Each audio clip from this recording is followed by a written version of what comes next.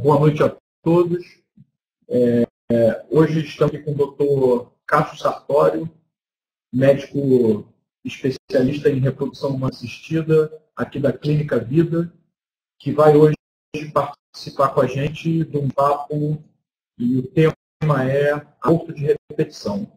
Boa noite, Dr. Cássio. Boa noite a todos. Agradeço a presença de todos aqui para o nosso webcast. Essa noite a gente vai conversar sobre um tema que é um tema complexo, porque existem muitas variáveis, que é o aborto de repetição. E eu gosto sempre de falar, começar sempre dizendo o que é um aborto. Na verdade, abortamento é uma situação que é bem comum dentro da espécie humana. A gente define como aborto, a grosso modo, qualquer perda gestacional abaixo de 20 semanas de gestação. E essa questão do abortamento, como eu falei, nós temos, de todas as gestações que o ser humano tem, uma média de 1/4 dessas gestações acabam em aborto. Então, praticamente, se você conhece pegar 4 amigas suas, uma delas, pelo menos, um aborto natural. A questão toda, o problema todo acontece quando isso se repete inúmeras e inúmeras vezes, entendeu? A mesma pessoa, segundo aborto repetido, já é um risco de 5%. Por terceiro aborto, é menos de 1% dos casos. E é exatamente essas pessoas que a gente começa a investigar se existe alguma outra coisa por trás desses episódios. E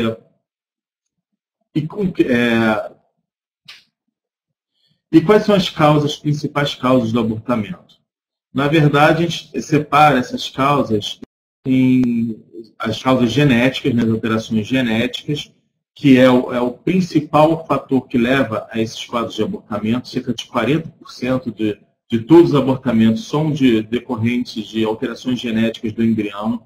Essas alterações genéticas podem ser vindas tanto do pai quanto da mãe, ou até mesmo na hora da fusão do espermatozoide com o óvulo, o embrião derivado, vindo dessa junção, ter uma nova alteração genética e acabar em abortamento. A gente sempre deve investigar também, quando você tem casos de abortamento, se existe alguma alteração em um dos pais, para a gente poder excluir essas alterações. E investigar também, quando possível, a parte do embrião, com outros estudos histopatológicos e tudo mais, patológicos. Outra causa muito grande de abortamento são as alterações anatômicas. Mulheres que possuem miomas, situações onde crescem pequenas verrugas dentro do útero, chamados pólipos, e processos inflamatórios do endométrio. Tudo isso pode levar a episódios de fracasso do que tenta implantar no útero e não consegue encontrar um suporte nutricional para ele, encontrar sangue para ele e consegue fazer as trocas necessárias. Por isso que sempre nós gostamos de investigar também toda a parte do útero da paciente para poder ver se existe alguma alteração. Mais recentemente, nós temos visto também alterações relacionadas à coagulação do sangue. Já alguns a gente tem investigado, visto que pacientes com certas deficiências, deficiências no sistema de coagulação do sangue, possuem um risco maior de fazer coágulos, que são quando o sangue coagula dentro do vaso sanguíneo. A gente caracteriza esse distúrbio, de um modo geral, como uma trombofilia. É um nome complexo. E essas trombofilias podem ser desde trombofilias hereditárias, as pacientes herdaram isso dos seus pais, ou podem ser trombofilias adquiridas, que ao longo da vida o seu próprio organismo desenvolve processos como a síndrome de corpo antifosfolípide, e essas alterações aumentam o risco de coagulação dentro do sangue. Uma outra alteração também muito frequente que pode levar a abortamento são alterações de outros sistemas do organismo. Um exemplo disso, pacientes com alteração do hormônio tiroidiano, alteração da tireoide. A tireoide é um órgão muito importante no funcionamento de todo o organismo. Ele produz um hormônio que regula o funcionamento do organismo. E alterações no hormônio podem levar a abortamento. Além disso, alterações no metabolismo de glicose por diabetes, alteração do mecanismo hormonal pela obesidade, que é uma coisa que é uma doença que está aumentando muito no mundo. E, além disso, outras alterações metabólicas decorrentes de hábitos de consumo de substâncias que podem fazer mal, tabagismo, consumo de bebidas alcoólicas, exposição a fatores radiação, outras substâncias, agrotóxicos, tudo isso pode levar a abortamento, pode levar a um risco maior de abortamento. Um outro fator também que é muito frequente é a questão das infecções. Como sempre que acontece um aborto por questão infecciosa, muitas vezes esses abortos são isolados, são episódios únicos, já que quando você tem uma infecção, muitas vezes após o abortamento existe um tratamento antibiótico relacionado a essa infecção. Então, você tratando a infecção, você trataria a causa do seu aborto. Mas tem outras infecções, que são infecções que são muito assintomáticas, ou são infecções que, mesmo você tratando, são recorrentes, que acontecem novamente, como a infecção seminal por ureaplasma, infecções por clamídia, infecções por vírus do herpes. Essas infecções que duram anos, podem, se não forem tratadas, essas infecções podem também abortamento.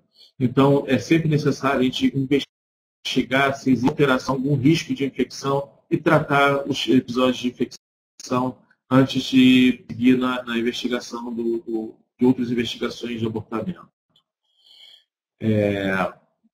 Muito se fala também do lado fino do abortamento, né? Já que a mulher é a pessoa principal no processo da gestação, ela que carrega a criança.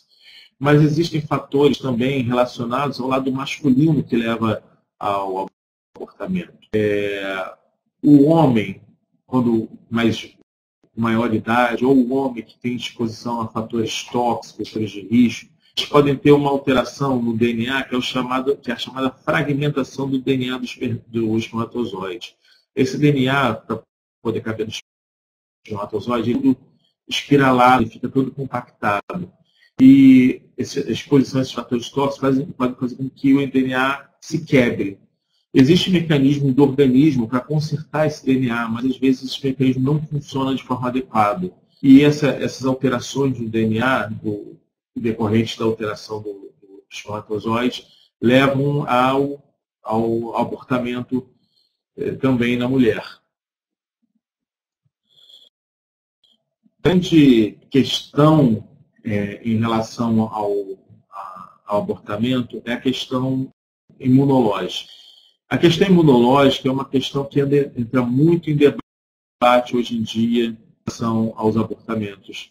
Por quê? Entende-se que, na verdade, o embrião, apesar de ter metade do seu DNA, metade da sua carga genética vindo da mãe, ele também tem metade do DNA vindo do pai. E esse DNA, na verdade, é um DNA estranho ao organismo. Esse DNA tem proteínas que são diferentes na mulher. Então, na verdade, a mulher deve esconder, o embrião tem que ser escondido do sistema imunológico da paciente. Então, o que acontece? O sistema imunológico da mulher, quando engravida, ele tem que se adaptar para poder aceitar o embrião. Muito se pesquisa sobre isso, mas do que já se descobriu sobre esse assunto é que, na verdade, primeiramente, a parte do imunologia, a parte do organismo relacionado ao útero, quando você vai tratar do útero, é diferente de todo o organismo. Então, o tipo de resposta imunológica dentro do útero é diferente das respostas imunológicas do organismo periférico, do sangue. Então, muito, já que não adianta investigar a questão de alteração das células imunológicas no sangue, porque essas células são diferentes das células que existem dentro do útero.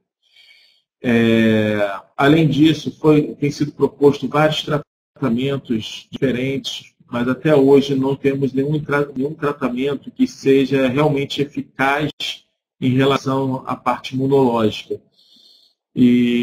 Mas esperamos que no futuro novas pesquisas tragam novo conhecimento para esse assunto. E, finalmente, uma outra causa comum de aborto, na verdade, é aquela causa que a gente não tem resposta, é o aborto de causa desconhecida. De todos os abortos que podem acontecer, aproximadamente 1/4 desses abortos, um aborto em cada 4, são de causa desconhecida. A gente pode investigar vários fatores, entendeu? A gente pode investigar tudo que a gente sabe, o conhecimento da medicina, mas a gente não vai ter resposta do que aconteceu para a mulher. Muito provavelmente esses abortos são decorrentes na hora da implantação, o embrião não conseguir vaso sanguíneo, não conseguir nutrientes suficientes para conseguir o desenvolvimento do embrião.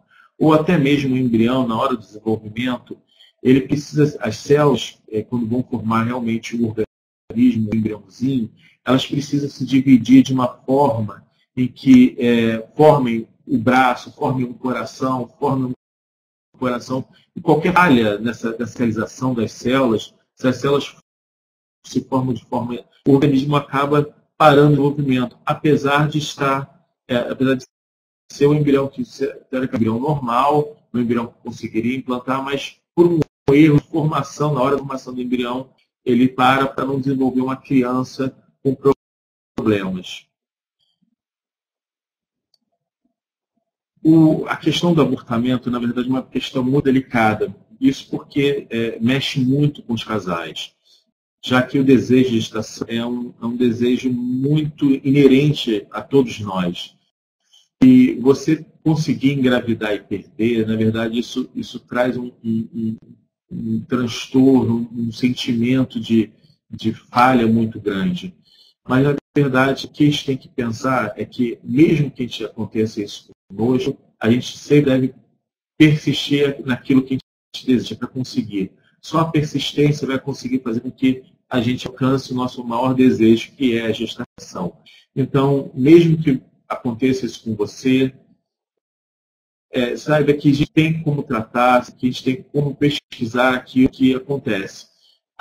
E caso a gente não encontre, a gente sempre vai tentar contornar de alguma maneira, tentar fazer com que as pessoas consigam aquilo que desejam tanto, que é a gestação. Eu gostaria de agradecer essa rápida oportunidade de poder conversar com vocês. Na verdade, agora eu vou tentar responder algumas perguntas que nos enviaram ao longo da semana. Eu vou pedir para o Dr. Marcos Dantas fazer a oratória das perguntas, e depois a gente vai abrir para as perguntas a grupo também.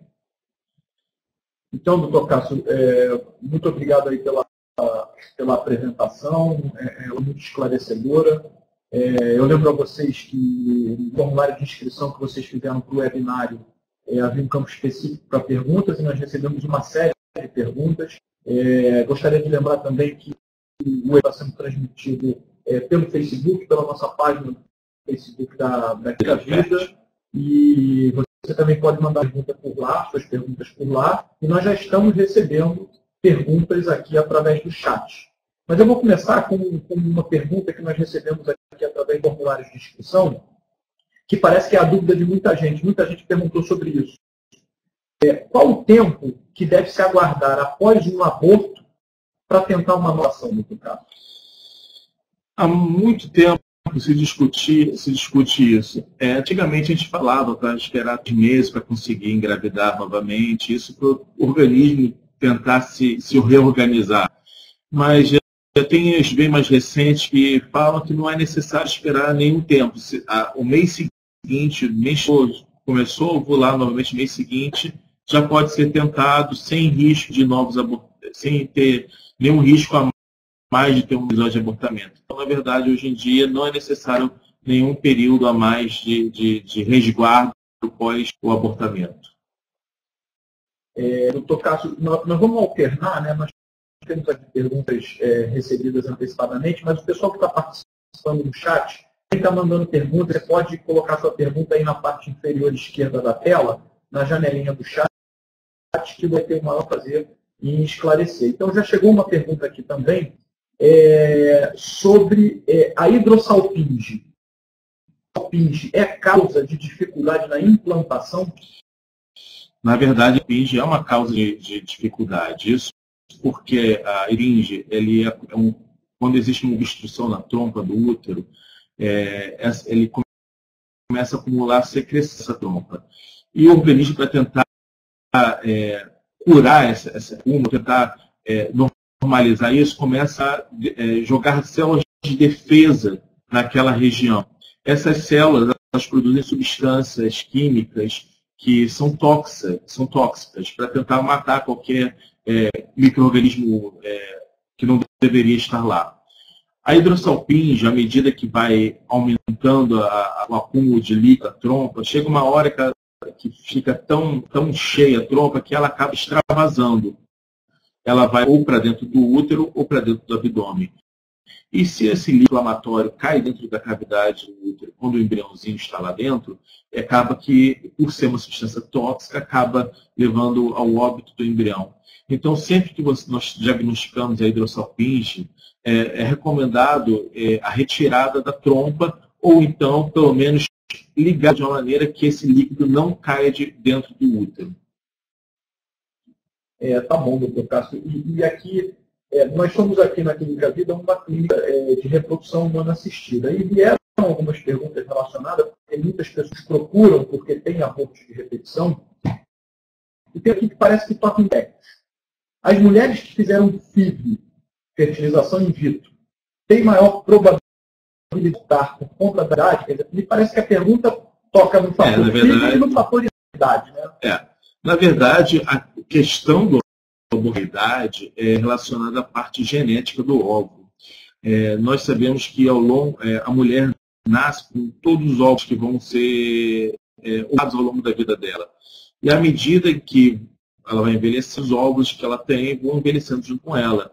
E quanto mais velha for a mulher, esses óvulos, o que vai sobrando de reserva ovariana são óvulos que têm um risco maior de ter alteração genética. Que na hora que ele vai restabelecer o mecanismo de funcionamento do óvulo, ele tem um risco maior de não se dividir de forma adequada e levar a uma alteração genética. Na verdade, o relacionamento do aborto em relação à idade do óvulo é mais pela questão genética da mãe, entendeu? E não muito em relação à fertilização in vitro em si. E, doutor Cássio, tem uma outra pergunta aqui que me parece que também está relacionada a isso, né? Sobre a probabilidade de aborto no caso de embriões doados em mulheres acima de 40 anos. No caso de embriões doados, funciona da mesma forma ou existe alguma diferença na incidência ou na presença do aborto nessa situação? Na verdade, embriões doados, mulheres que engravidam com óvulos, as doadoras geralmente têm uma idade bem mais jovem. Isso essa questão da idade do óvulo, do funcionamento do óvulo, é bem menor o risco de abortamento por causa disso, que os embriões são derivados desses óvulos, são embriões que têm uma chance de ter um risco menor de ter uma alteração genética. Então, mulheres que fazem tratamento com óvulos doados, geralmente têm um menor de abortamento. Muito bem, doutor Cássio. Eu vou encorajar vocês que estão participando aí ao vivo pela plataforma a mandar suas perguntas pelo chat, a você que está nos acompanhando no Facebook, na nossa página no Facebook, a postar lá também suas dúvidas, que não puderem ser esclarecidas agora, com certeza serão esclarecidas depois pelo doutor Cássio. E tem uma pessoa aqui que pediu um auxílio, dizendo o seguinte, essa pergunta chegou a gente, parece que alguém está preocupado, porque já teve 2 abortos. Certo. E após alguns exames, foi diagnosticada com trombofilia. E o marido dela tem 27% de fragmentação esquemática. Tudo que você ficou na apresentação sobre o problema do aborto relacionado ao homem. Ela vai fazer 35 anos e o marido 34. Ela quer saber se ela vai tentar engravidar de forma natural, se isso é seguro, ou qual é o caminho mais seguro para seguirmos adiante. Ela tem medo de um novo aborto e tem medo de um filho com deficiência. Existe alguma relação aí do aborto com essa questão da deficiência, doutor Carlos? Na verdade, o fato dele, assim, o fato dela, ela é jovem, um casal jovem, né? São 34 anos e ela 35, é um casal jovem. Infelizmente, eles tiveram 2 episódios de abortamento, entendeu?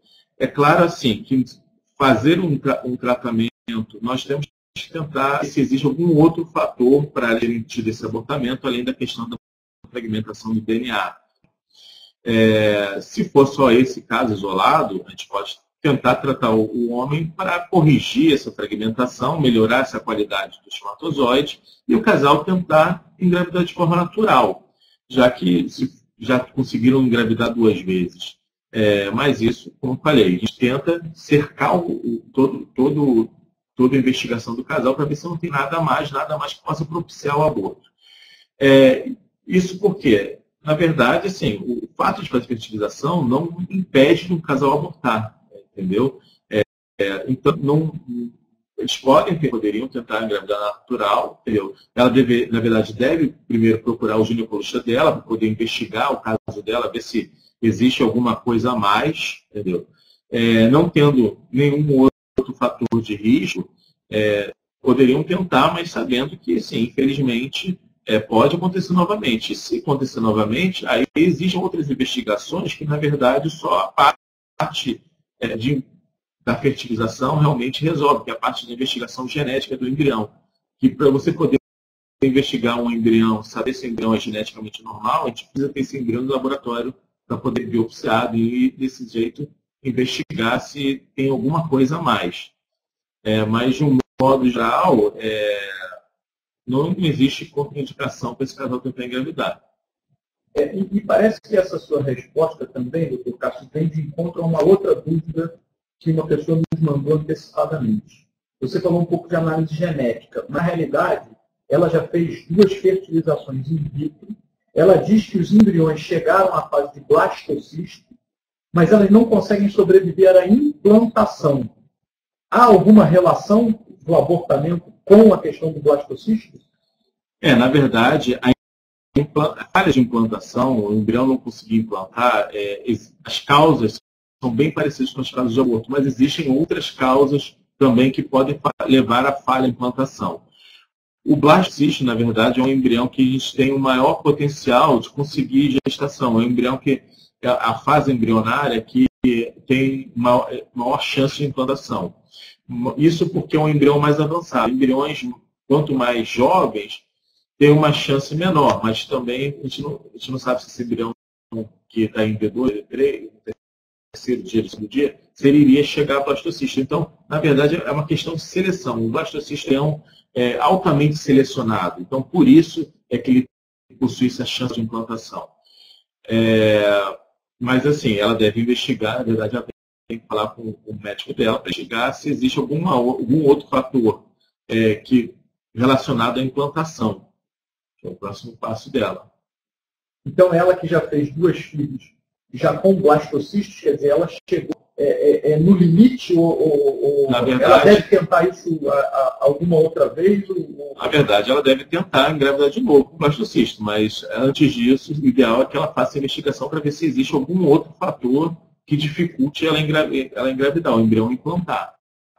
Mas isso, na verdade, já existem outros fatores além da questão do abortamento que podem levar também à atividade do embrião implantar. Isso tem que ser investigado também. É uma outra aula, um outro tema muito extenso. E esse tema também, pelo que a gente pode entender da sua pressão bastante esclarecedora e das perguntas, está relacionado ao método, né?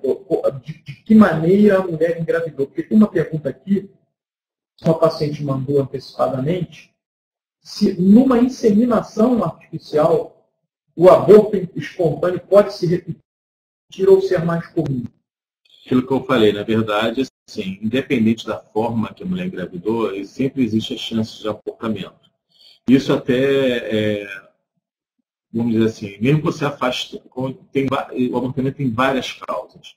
Então, mesmo você afastando parte genética do embrião, mesmo você fazendo estudo genético, você pode investigar a mulher ao máximo de tudo que você sabe sobre o assunto, de tudo que existe de conhecimento atual sobre o assunto, parte genética, parte infecciosa, você investiga tudo e mesmo assim, você transferindo um embrião geneticamente normal, existe a chance daquele embrião engravidar, levar um abortamento, ter feito deve ter sido uma gestação natural, ser uma gestação com fertilização, ser uma fertilização com um embrião geneticamente normal. Porque existe sempre a chance do embrião dele se transformar no organismo, se transformar no feto, ele ter algum erro na formação dele.